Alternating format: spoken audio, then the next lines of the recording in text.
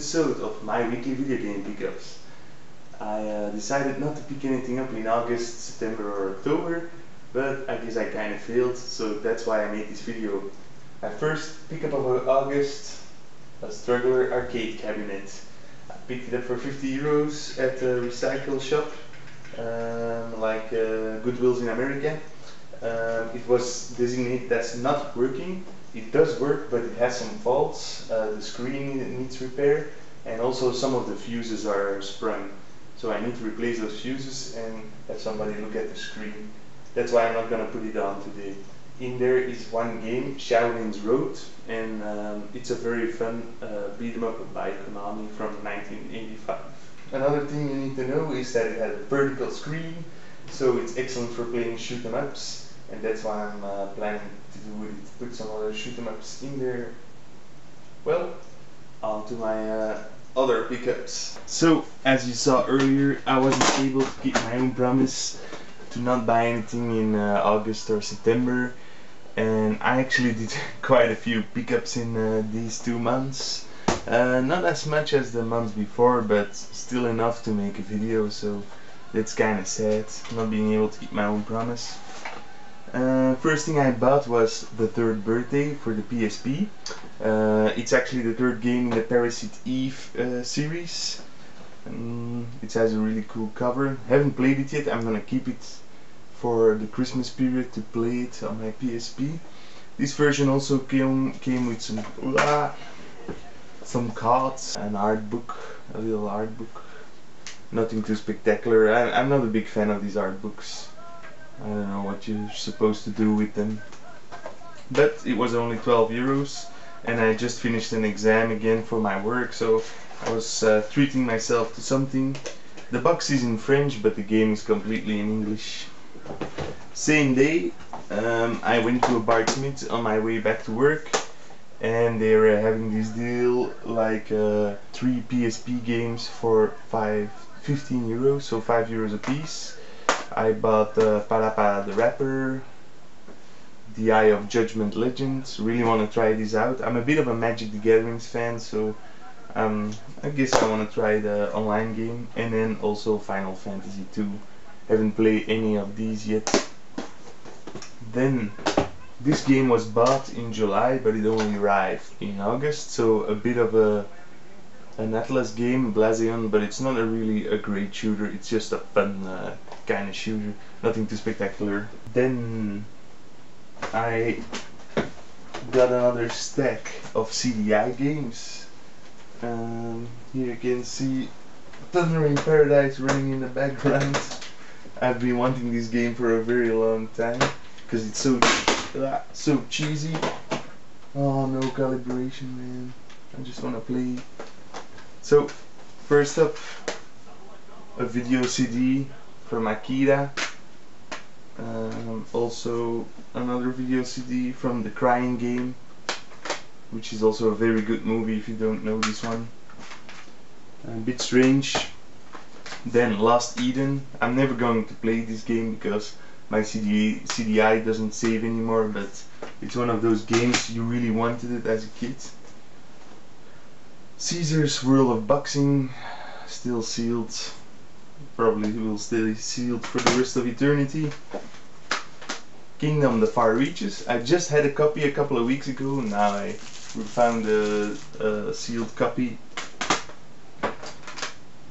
Master Labyrinth. Never heard of this one. According to this price tag, it used to be 9,495 Belgian francs. That's about 250 euros. Or this price sticker is wrong, or this was a really expensive game, and that also explains why it's still sealed and nobody ever bought it. Then Mad Dog McCree 2, The Lost Gold. Didn't have this one yet. And finally, the CDI Internet Disc. I bought this one because I know there's a Doom clone on one of these discs, but sadly it's not on this disc. This is disc 01, and you need to have disc 02 for the Doom clone. So my search for the right internet disc keeps on going. Well, let's check out Thunder Encounter.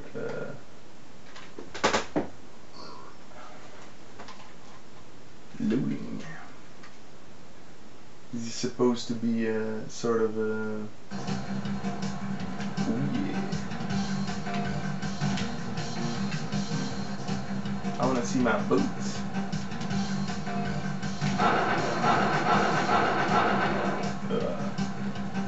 Oh man. You have to change the directions. This is used to shoot, and this button also changes the directions. Where is the enemy? I don't see it. It's supposed to be right on top of me.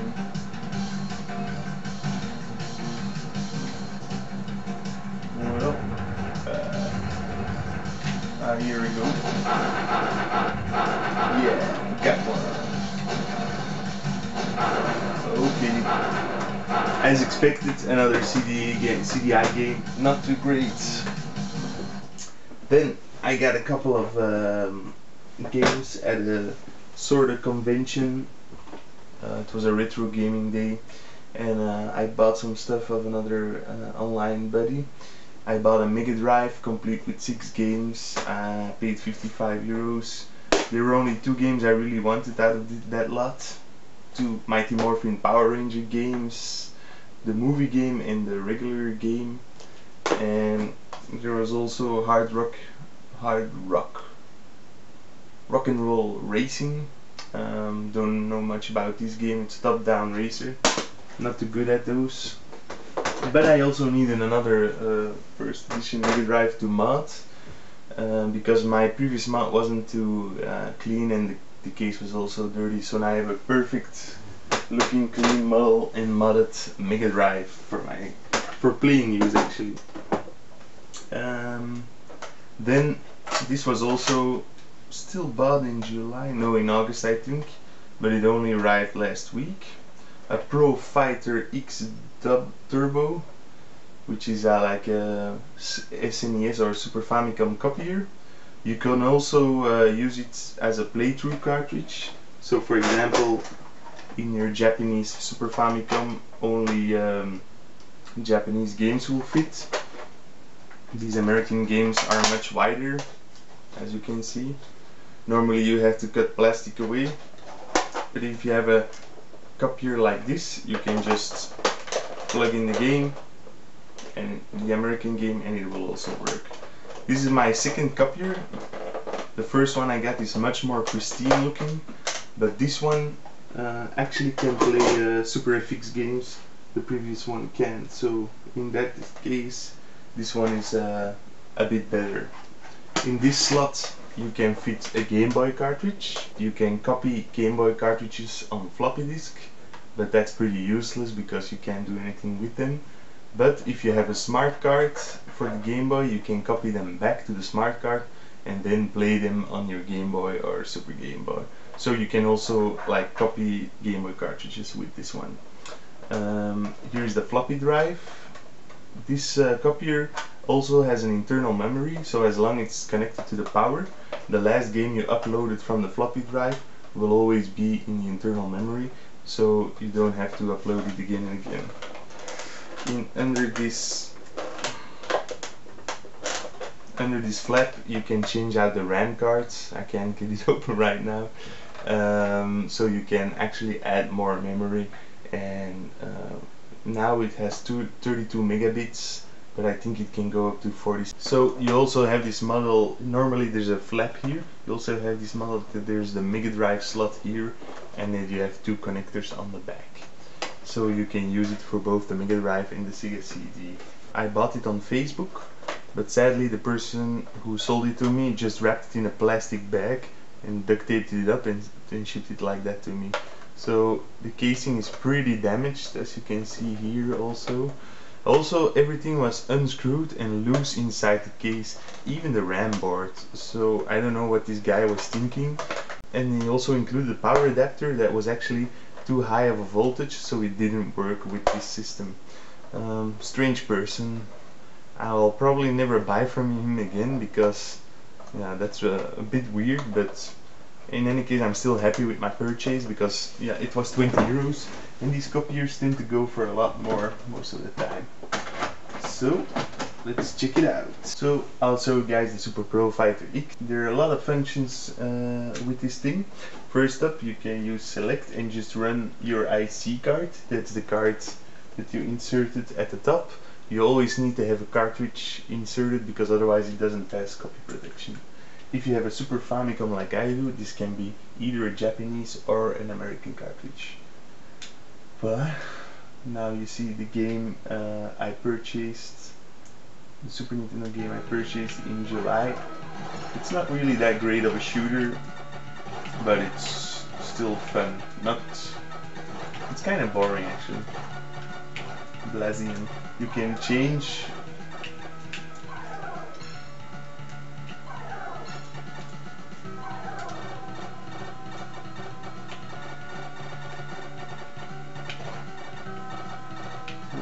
okay, enough playing. Let's put it back on. Super Pro Fighter. Then, for example, you can also use this game. I'll upload the game from disk now. I've copied my copy of Mystic Quest's Final Fantasy Legend, which I bought last week. As you can see, it's a PAL version. The ROM is normal, it doesn't use any DSP chips, and it has 64 kilobytes of saving RAM. Mystic Quest. Problem is, when you turn off the power, you actually lose your game saves, so that's kinda annoying.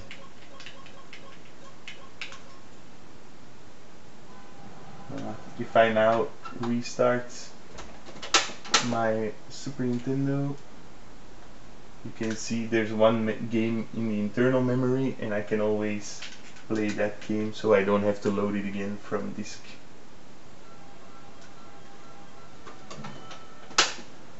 Voila. Let's power it on again. I don't have a smart card yet, but I can already insert a Game Boy cartridge.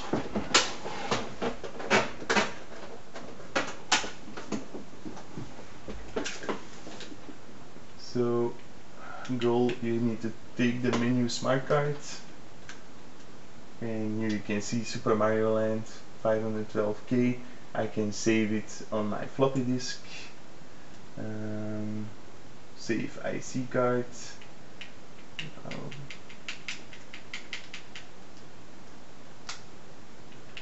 Yeah, sometimes the menus are a bit strange, which buttons you need to choose.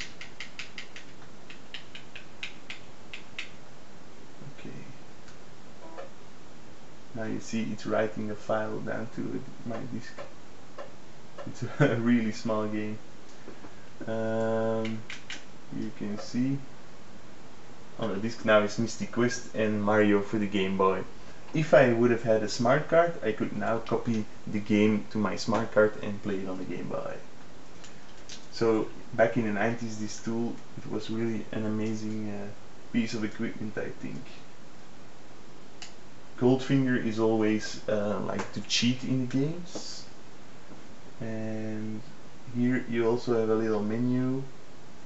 If you press start, you actually see some diagnostics.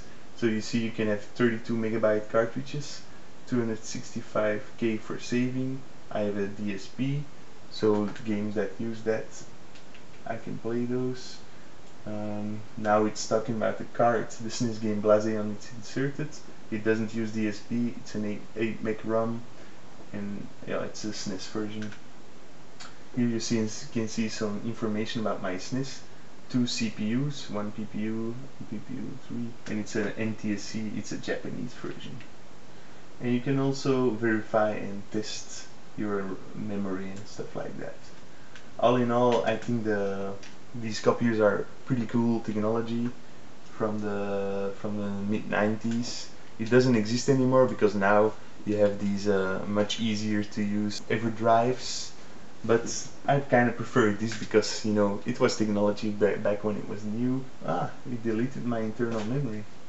See, strange things kind of happen with these copiers. So Well, that was it for this week. I hope you guys enjoyed the video. I won't be able to make another video for the coming month because I will be on holiday. I will be touring in Ethiopia, in Africa, so I probably won't buy any games there, I guess. Hopefully I'll have a video for you guys somewhere around November, I guess. Well, see you then. Bye.